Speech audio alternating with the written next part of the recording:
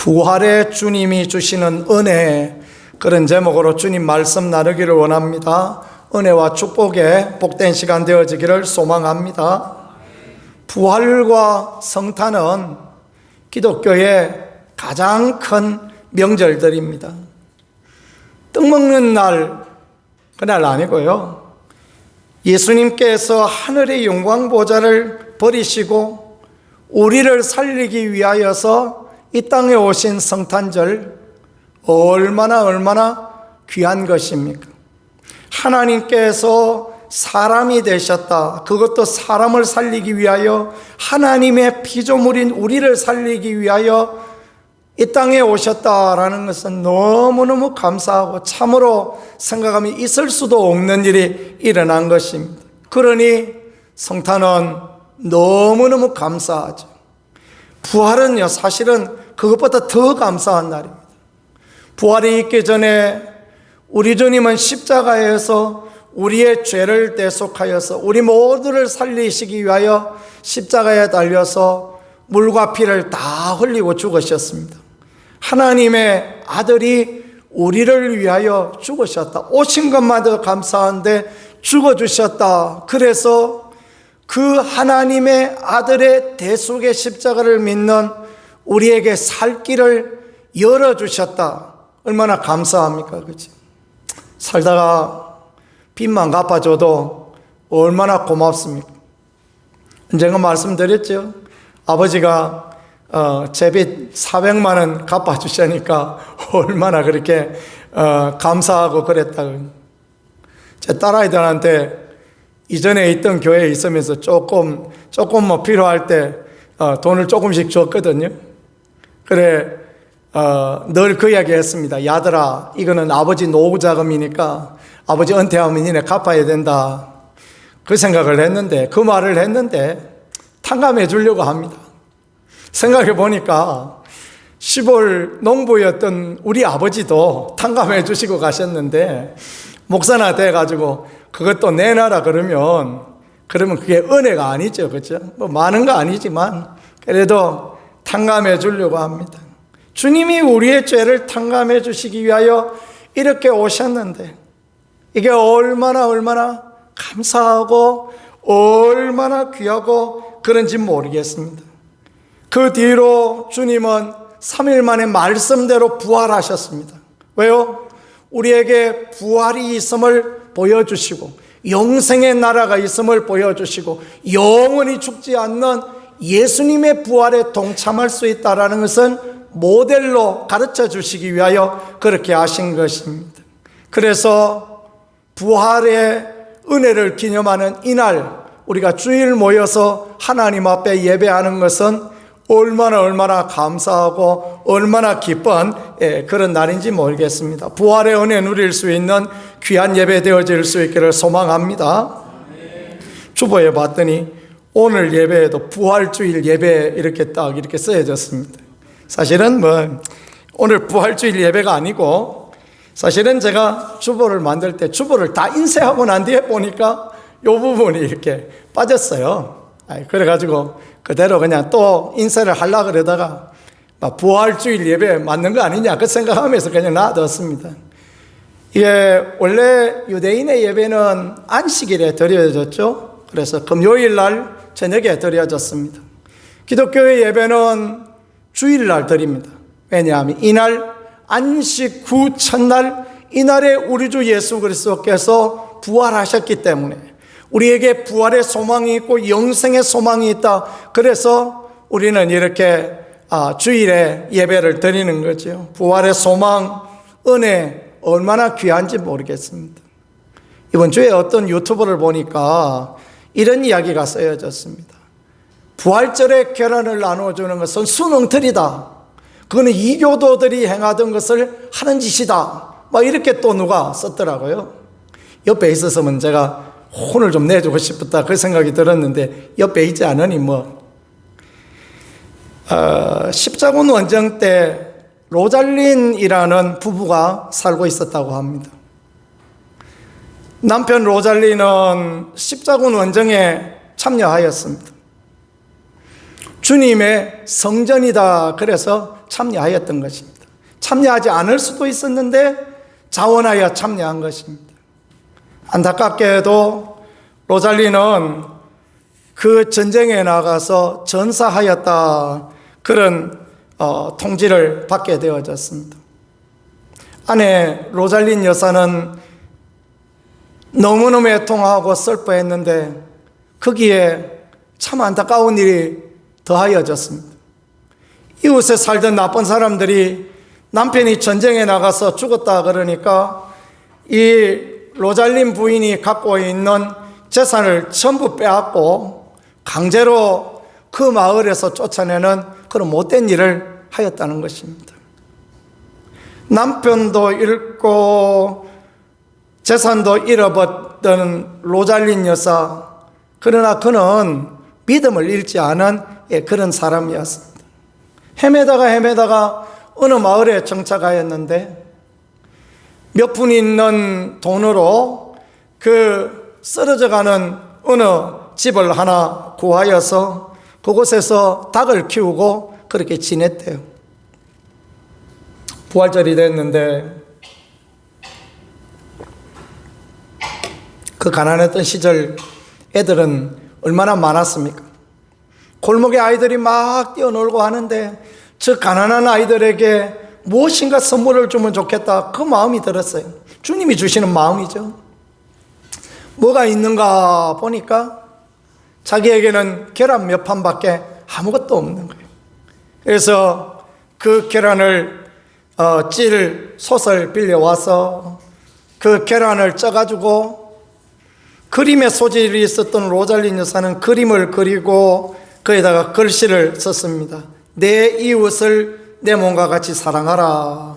그리고 바구니에 넣고 다니면서 동네 아이들을 만날 때마다 하나씩 이렇게 나누어 줬대요. 얼마나 선하고 아름다운 마음입니까? 그런데 그 아이 중에 하나가 어느 나무 밑에 지쳐 쓰러져 있는 부상병을 발견했어요. 전쟁에 나갔다가 부상을 입고 돌아온 그런 사람이었던 것입니다. 그래 보니까 너무 마음이 딱하니까 자기가 받아왔던 2개의 계란 중에 하나를 그 병사에게 전하여 줬어요. 부상을 당한 병사가 그 그림이 그려져 있는 계란을 보면서 깜짝 놀랍니다. 왜냐하면 그 사람이 로잘린이었기 때문입니다. 그 그림을 보는 순간에 로잘린은 깨달았습니다. 이것은 내 아내의 그림이다. 이것은 우리 집의 가훈이다. 이웃을 내 몸같이 사랑하라. 이게 우리 집의 가훈이다. 그걸 이렇게 보면 너무너무 행복해하면서 저만치가 않은 아이를 불러서 누구에게 이 계란을 받았느냐, 그 계란을 준 사람이 누구냐 찾아가서 드디어 로잘린 부부는 같이 만나게 되어졌습니다. 그 뒤에 로잘린 부부는 계속해서 닭을 키우게 되었고, 이들 부부는 부활절이 될 때마다 미리 계란을 많이 준비했다가 많은 사람들에게 나누어 주는 그런 일을 했다고 합니다.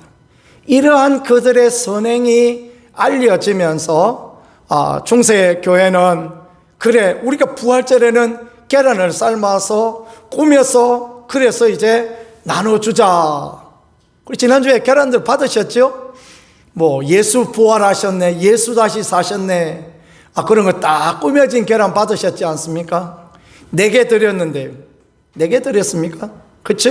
3개 드렸나 4개 드렸나? 4개 드렸던 것 같습니다. 나 하나 먹고 3사람에게 나누어 드리라고. 근데 제가 그걸 지난주에 잊어버렸네. 그 말 꼭 했어야 되는데, 그치? 그렇게 해서 교회 안에 이렇게 계란을, 부활절 되면 꼭 계란을 삶아서 나누어 주고 선물하고 그러는 아름다운 전통들이 생긴 것입니다. 꼭 이런 이야기만 있으면 뭐 이교도들의 전통이다, 이런 씨알데기 없는 이야기 하는 사람들이 있어요. 막 기독교의 성탄절이 12월 25일인 것은 이교도의 전통이다, 그런 엉뚱한 이야기들 하는데 그렇지 않습니다. 예수 그리스도의 탄생을 기념하고 예수 그리스도의 부활을 기념하고 그 은혜와 사랑을 기념하는 것. 아니, 예수님이 12월 25일 날 태어나셨으면 어떻고 12월 30일 태어나셨으면 어떻고 3월 말에 태어나셨으면 어떻습니까? 그죠? 성탄절 언제 하면 어떻습니까? 그저 하나님이 우리를 살려주시려고 하나님이 우리를 위하여 오셨다라는 것, 그것만 해도 너무너무 감사한 일이고, 아니, 설령 계란을 나눠주는 게 이교도의 풍습이면 어떻습니까? 우리가 부활절에 부활하신 예수님을 생각하면서 그렇게 부활의 소망을 나눠줄 수 있다는 거 은혜와 축복이죠. 그죠? 그렇게 살아갈 수 있는, 부활의 소망을 나누고 부활의 은혜를 나눌 수 있는 그런 우리가 되어질 수 있기를 소망합니다. 부활의 주님이 주시는 은혜, 다른 말로 하면 부활의 주님이 주시는 선물, 이게 참 괜찮겠다라는 생각을 해보았습니다. 부활의 주님이 주시는 은혜와 선물의 배경은 무엇입니까? 부활절 날입니다.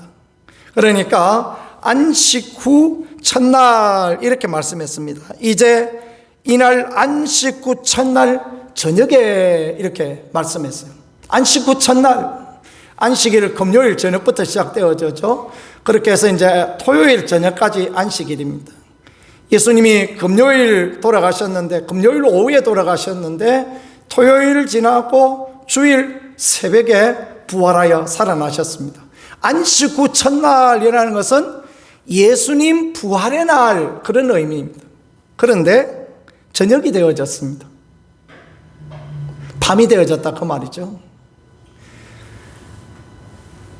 깜깜한 밤, 얼마나 두려움이 찾아오는 그러한 시간입니다. 아무리 좋은 것도요, 밤에 가보면 만만하지 않습니다. 교회도요, 혼자 밤에 한번 와보세요. 혼자 밤에 와보면 만만하지 않습니다. 희한하게 밤은 그렇습니다. 낮은 어떻습니까? 아무 문제 없는데, 그죠? 밤이라는 것은 그렇습니다.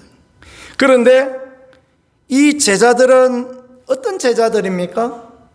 예수님의 죽으심의 그 자리를 보면서 도망왔던 사람들, 그 예수님 부인하지 않겠다 말했다가 예수님 부인했던 사람들, 그리고 낙심하고 절망해 있는 사람들,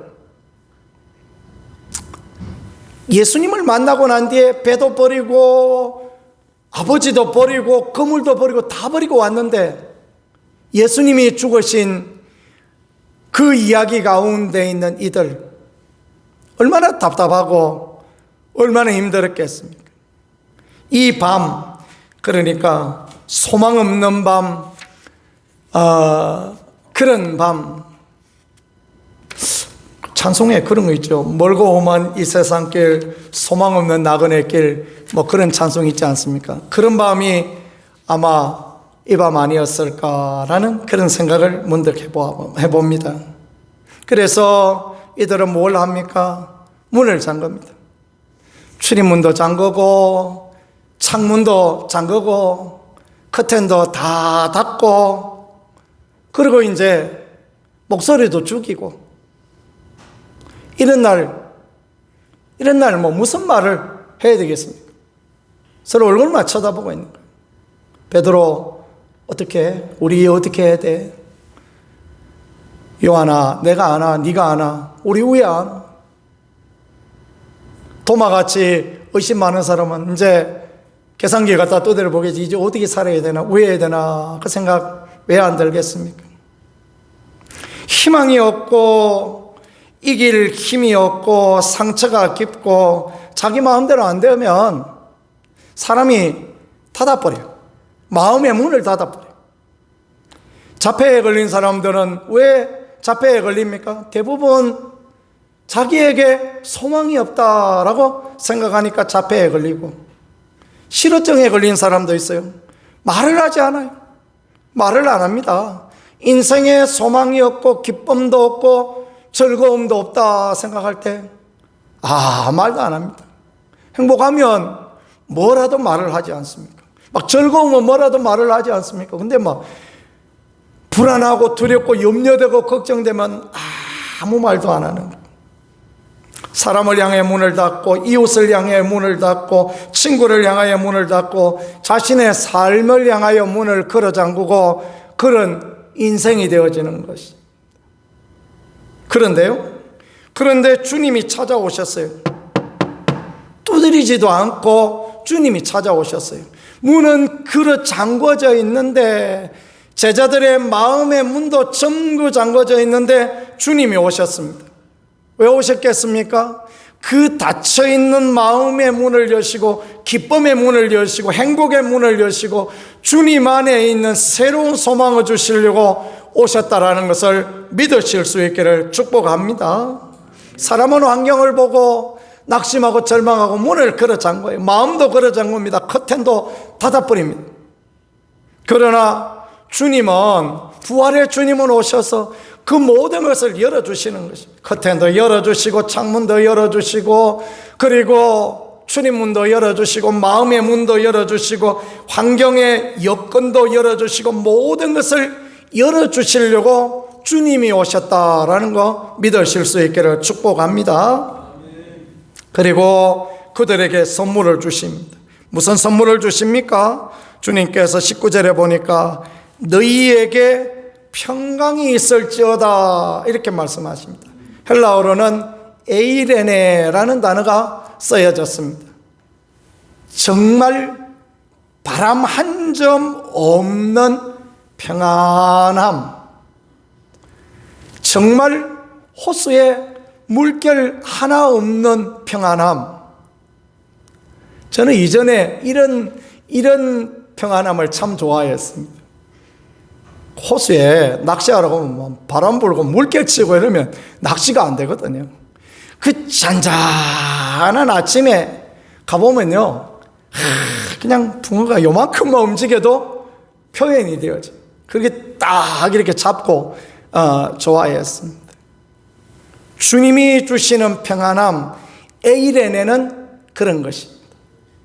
그런데 주님이 주시는 평안함, 구약은 샬롬이라고 표현했고 신약은 에이레네 표현했는데 영원한 평화, 아무리 풍랑이 치고 아무리 어려워도 로잘린 여사에게 있었던 믿음의 그 평안함, 남편은 죽고 집은 빼앗기고 그래도 내가 가지고 있는 것 가지고 아이들에게 나누어 주고 싶다는 그런 귀한 믿음의 마음, 그런 것들을 주님이 주신다라는 것을 그렇게 가르쳐 주고 있는 것입니다. 풍랑이 일어나고 어려움이 일어나고 고통 가운데 있어도 그 가운데서 주님이 주시는 평안함, 문은 있는 대로 다 끌어 닫고 어떻게 해야 될지 마음은 답답하고, 이런 걸 고구마 먹다가 체한 거라 그러죠. 고구마 먹다가 목 막힌 것처럼 이렇게 있는 이들에게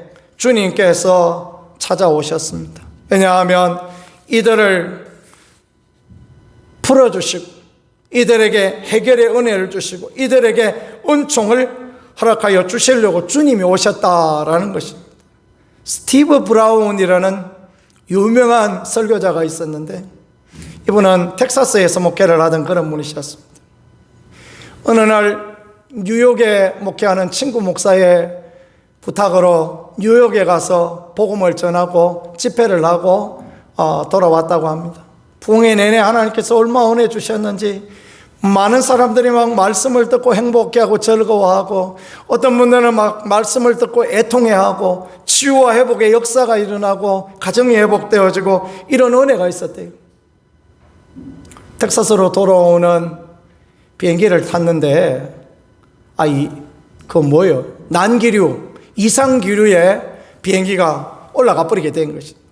비행기는 보통 구름 위에 기류를 타고 날아가거든요. 왜냐하면 그래야 항공료가 그 기름값이 싸진대요. 바람을 받고 이제 비행기가 그렇게 보통 운항을 한다고 합니다. 그래서 비행기 타보면 항상 구름이 밑에 있죠, 그죠? 그래 이제 타고 가는데, 갑자기 막 비행기가 막 난기류를 만나가지고 흔들리기 시작하는 것이. 얼마나 놀랐던지. 그것만 그렇습니까? 아니면 가다가 막 푹 꺼지는 경우도, 그런 경우도 있지 않습니까? 그런 일 당해보셨습니까? 언젠가 제가 제주도에 가는데 저가항공 조그마한 비행기, 낡은 비행기 돈 좀 싸게 가보려고 갔더니만은, 아이고, 세상에 그냥 얼마나 떨리는지 막, 드르르 떨린, 저는 제가 성령이 충만한 줄 알아요. 얼마나 떨던지 막. 그래 가다가 막 툭 떨어지기도 하고 막. 아이고, 막 가슴이 철렁 내려앉고, 저 좀 고소공포증이 있거든요. 그래 막 철렁 내려앉고 막, 그랬습니다. 그런데요, 스티브 목사님이 보니까 자기 옆에 그 아이를 안고 있는 젊은 부인이 있었는데, 이 젊은 부인이 아이 놀랄까봐 막 어쩔 줄 몰라 하는 거예요. 그래서 벨트를 야무지게 메고 막 아이를 꼭 끌어안고 그렇게 있는 거예요. 그런데요, 아이는 보니까 부르르 떠니까요, 막 행복한 미소를 짓고 있어요. 아이고, 이거 어디 와서 이거 놀이기구를 탔나 그런 생각을 가졌나 보죠. 막, 이 어린아이는 행복해 합니다. 오히려 막 툭 떨어지니까요, 막 까르르 웃고 난리가 났다고 합니다. 그걸 보면서 스티브 브라운 목사님은 그 생각을 했다고 합니다. 야, 나는 저런가. 내가 찬송은 주 안에 있는 나에게 단 근심이 있으랴. 찰떡같이 잘 불렀는데 나는 오늘 그런가. 그 생각을 해보니까요, 너무너무 후회가 되고 부끄럽고 그랬다라는 이야기를 그렇게 했습니다. 아이는 엄마 품에 있으니까 저래 행복하고 저래 즐겁고 난 기르고 와서 막 부르르 떨어도 쿵 떨어져도 저래 좋아하는데, 나는 목사가 되어서 주님 품에 있다 하면서도 나는 어떤가 그 생각을 하면서 그렇게 부끄러웠다라는 이야기를 합니다. 목사가 되면 믿음이 좋아집니까? 아닙니다. 목사가 돼도 믿음이 안 좋아집니다. 목사가 믿음이 있는 것처럼 할 뿐이지, 목사가 되어서 말씀을 전하는 자이니까 말씀을 전하는 뿐이지, 목사도 스스로 믿음 안에 있지 않으면 두려워 떨고 염려하고 근심하고 그렇게 할 수밖에 없는 거예요. 스티브 브라운 목사님의 그 이야기를 들으면서 저도 나는 그런가 라는 것들을 생각해 보며 마음에 부담이 되고 이런 적이 있습니다. 여러분, 그런 우리 모두에게 부활하신 주님께서 오셔서 주시는 첫 번째 선물은 우리에게 주시는 하나님의 평안이다라는 것을 믿으실 수 있기를 축복합니다. 어떤 형제가 직장을 다니다가 너무너무 힘들어서 사직을 할까 생각을 했대요.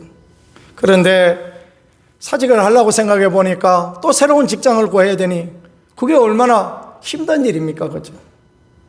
그래서 이제 어느 날 주변에 있는 친구하고 밥을 먹으면서 그런 이야기를 했대요. 나 이거 너무너무 힘들어서 못 다니겠는데, 야, 친구야, 어떡하냐 물어봤더니, 어떡하긴 뭘 어떡하냐. 너는 늘 언제나 네 인생에 주님이 도우시고 은혜 주시고 이끌어 주신다 그런 이야기 하지 않았느냐. 지금은 안 도와주실 것 같으냐. 지금은 그렇게 역사하여 주실지 않을 것 같으냐. 주님을 믿고 결단해라. 주님 앞에 기도해보고 정화 안 되면 그만두고 아니면 열심히 하고 그렇게 해라. 그 이야기를 들으면서 그렇게 부끄럽고 다시 믿음의 길로 섰다 그런 이야기를 하는 걸 들으면서 참 감사하다 그 생각을 했습니다. 믿음이라는 것이 무엇입니까?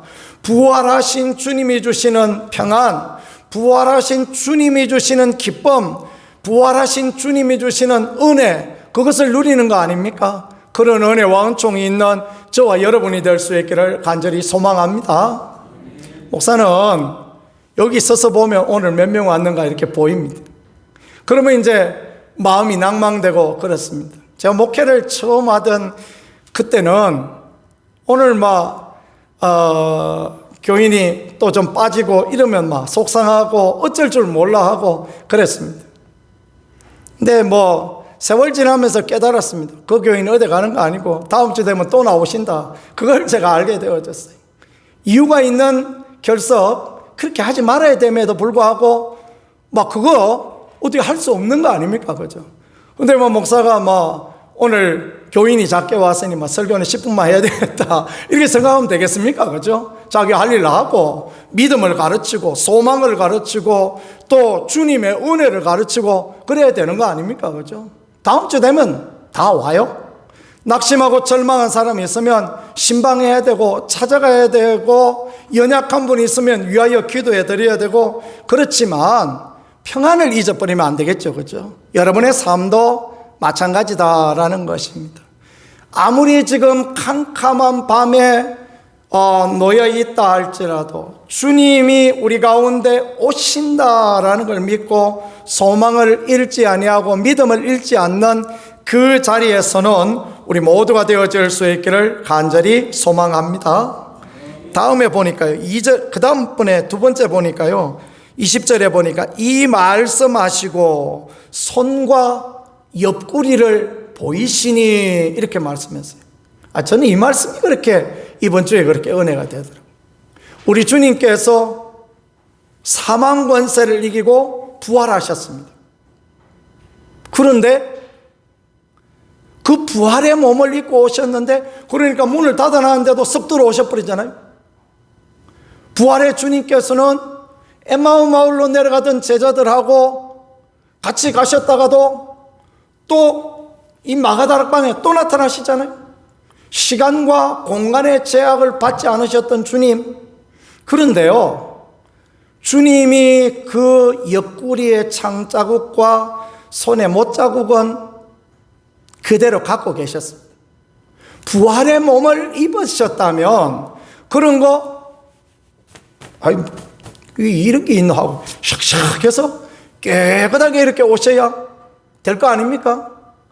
제자들에게 믿음을 주시고 제자들에게 소망을 주시고 내가 십자가에 못 박혀 죽었던 하나님의 아들 예수 그리스도다. 내가 당신들이 그렇게 믿고 따랐던 당신들의 선생이다. 그거를 깨닫고 알게 하시려고 그래서 주님께서 그대로 오신 거예요. 그 창자국 그대로 그 못자국 그대로 그렇게 와서 도마야 의심하지 말고 손가락 여기 못자국에다가 창자국에다가 넣어봐라. 그래서 주님이 부활의 주님이 살아나셨다. 그걸 깨닫고 다시는 의심하지 말라. 주님은 배려해 주시는 분이요 책망지 아니하시는 주님이요 작은 그 믿음을 가진 우리에게가 있음에도 불구하고 은혜 베풀어 주시는 분이다라는 것을 믿으실 수 있기를 축복합니다. 얼마나 감사한지 모르겠어요. 그래서 주님은 창자국 그대로 못자국 그대로 오셨던 것입니다. 파라클레이토스, 성령은 옆에서 돕는 분이신데요, 우리 주님도 파라클레이토스입니다. 우리 주님도 우리 옆에서 도우시는 그런 분이세요.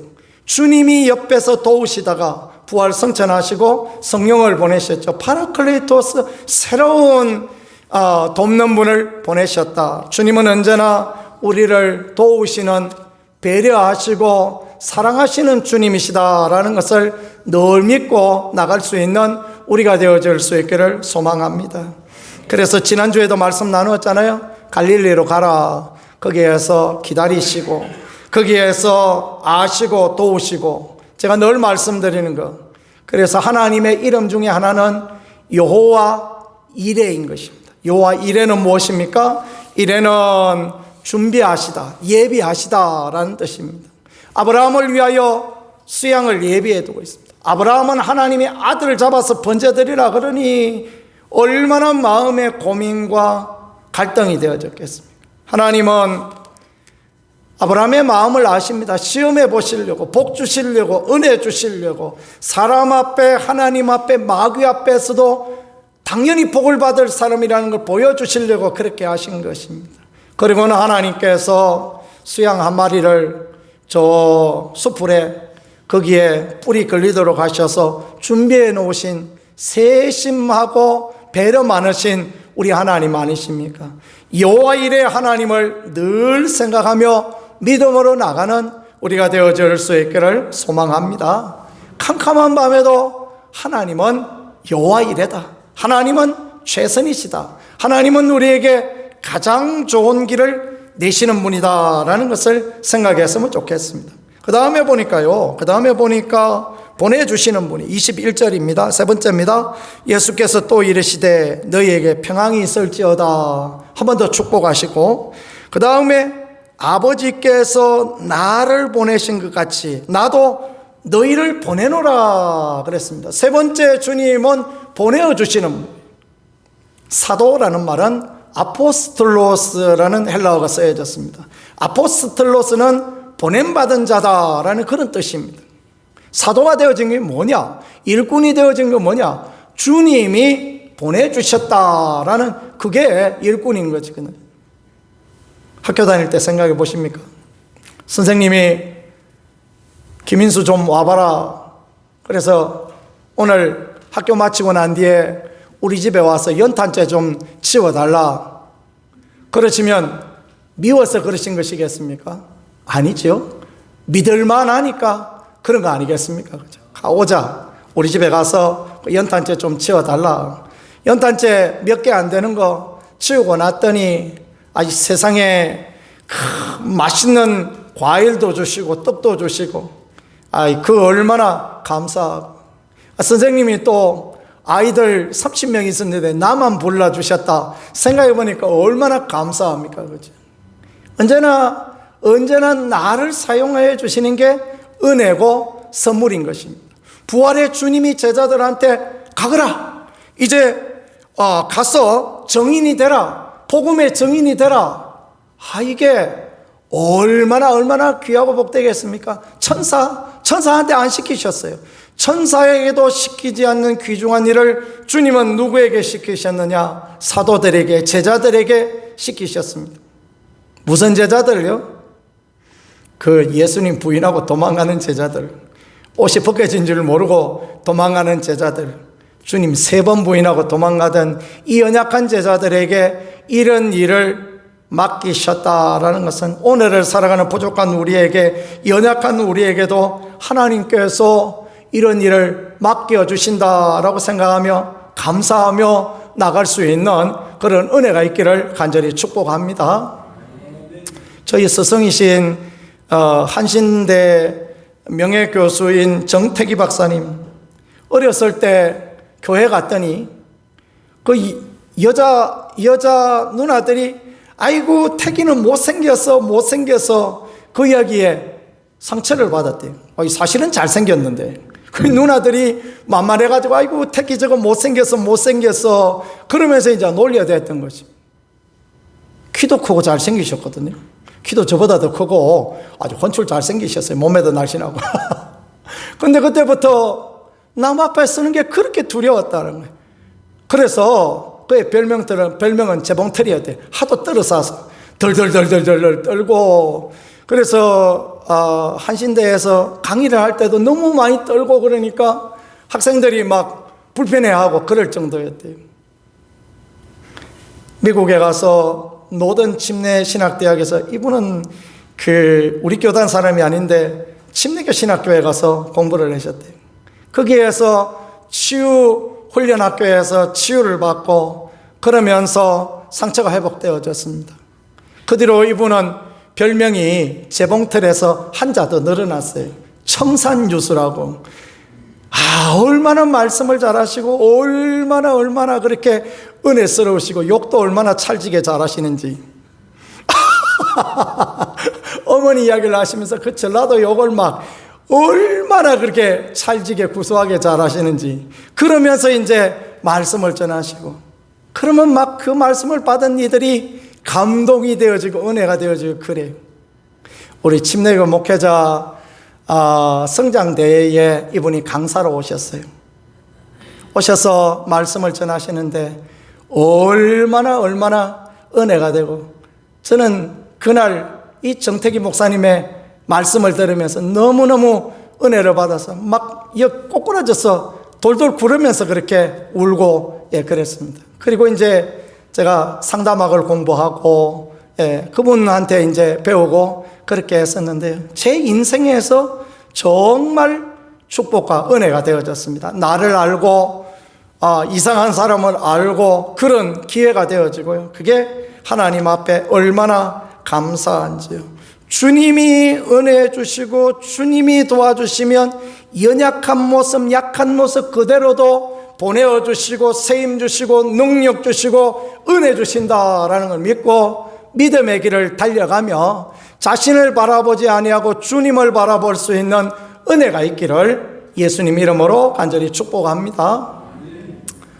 주만 바라볼지라 라는 찬양 오늘 불렀는데 우리 윤성은 집사님이 요새 은혜가 있으신가 참 너무 감사해서 저는 이번 주에 주만 바라볼지라 설교할까 하는 생각을 계속 했었습니다.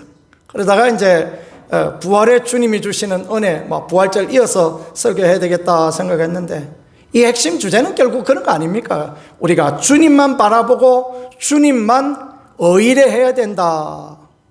이 세상은 보면 믿을 사람도 없고 의지할 사람도 없는 그런 세상인 것입니다. 주님만 의지하고 주님만 의뢰하면 우리 약하고 부족해도 세임 주시고 은혜 주시는 주님이시다라는 걸 믿고 나가면 되는 것입니다. 12시가 됐네. 이 브라보콘 먹을 시간 되면 이제 그만해야 되는데, 그죠? 자, 그 다음에는요, 한 5분만 더 하겠습니다. 성령을 부어주신다 말씀하십니다. 이 말씀을 하시고 그들을 향하여 숨을 하고 내쉬며 이르시되 성령을 받으라 이렇게 말씀하십니다. 왜요? 이 제자들이 자기 힘으로 자기 능력으로 제자 정인 못하거든요. 그러니까 주님이 성령을 부어주신다 그렇게 말씀하시는 것입니다. 우리도 마찬가지입니다. 우리 힘으로 우리의 능력으로 주의 정인이 되고 제자로 삶을 살아갈 수 있느냐? 아닙니다. 그래서 위로부터 약속하신 성령의 은혜를 우리에게 부어주시는 것입니다. 바울을 변화시켜서 하나님의 일꾼 만드실 때 아나니아에게 안수하게 하고 비늘이 떨어지고 성령의 충만함을 하나님이 주셨지 않습니까? 그래서 빌립보에 가서 저 많은 귀신 들린 여종한테 예수 그리스도 이름으로 떠나라 그러니까 귀신이 떠나고, 또 루스드라에 가서 나면서 안전뱅이 된 사람 예수 그리스도 이름으로 일어나라 그러니까 안전뱅이에서 치유가 되어지고, 에베소에 가서 유두고가 떨어졌는데 죽었는데 기도하니까 살아나고, 놀라운 은혜의 역사가 막 바울에게 일어나고, 가는 곳마다 교회가 세워지고 가는 곳마다 하나님의 은혜가 임하여지고 그런 은총이 있지 않았습니까? 바울은 사실 말을 좀 덧없는 사람이었대요. 바울은 키는 작고 어디 내놓을 만한 인물도 안 되는 사람이었대요. 그런데 하나님이 함께 하시니까, 하나님이 성령 부어주시니까 역사상 가장 위대한 선교사 중에 한 명으로 그렇게 하나님 앞에 쓰임받지 않습니까? 우리도 마찬가지입니다. 우리가 어떤 것도 없어도 괜찮아요. 성령의 은혜를 받으면, 성령의 능력을 받으면 귀하게 쓰임받고 하나님의 도우심에 힘입을 수 있고 믿고 그렇게 나가면 좋겠습니다. 마지막으로는 5번째는 누구의 죄든지 사하면 사하여질 것이요 누구의 죄든지 그대로 두면 그대로 있으리라. 문자적으로 우리가 용서하면 다 용서받고 용서 안 하면 그대로 있는다 이렇게 이해할 수 있는데요, 사실은 더 깊은 의미는 용서할 수 있는 은혜를 우리에게 주신다라는 그 말씀인 것입니다. 우리는 인간적인 생각으로는 아이고 그 인간 하고 그냥 내 그 인간하고 인사도 안 한다 생각하고 싶은 그런 사람을 만날 수도 있고 경험할 수도 있고 그런 거 아니겠습니까? 그런데 하나님이 성령 부어주시고 은혜 부어주시면 봄날에 눈 녹듯이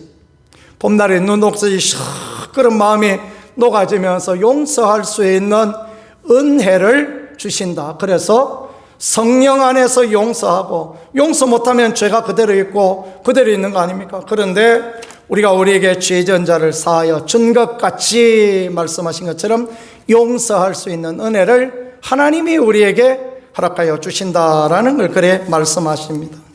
부활하신 주님이 주시는 선물은요, 평안입니다. 모든 환난과 어려움 가운데 누릴 수 있는 하나님 평안 누릴 수 있기를 축복합니다. 옆구리 그리고 손에 못자국 창자국을 보이신 세심한 배려 사랑입니다. 우리를 보내어 주시고 성령을 부어 주시고 죄 용서함의 은혜를 주시는 주님의 은혜를 생각하면서 믿음의 길, 축복의 길을 달려가고 하나님의 놀라운 은혜를 늘 선포할 수 있는 복된 사람들 되어질 수 있기를 우리 구세주 예수 그리스도 이름으로 간절히 축복합니다. 같이 기도 올려드리겠습니다. 하나님 앞에 기도할 때 부활의 주님이 주시는 은혜를 힘있게 하소서. 부활의 주님이 주시는 그 선물을 받아 누릴 수 있게 도와주옵소서. 주여 우리에게 주의 평안을 허락하시고 우리를 보내어 주시고 성령의 충만함을 허락하시며 우리에게 용서와 사죄의 귀한 은혜를 허락하여 주옵소서. 우리 짧게 한번 주여 하고 같이 기도하겠습니다. 주여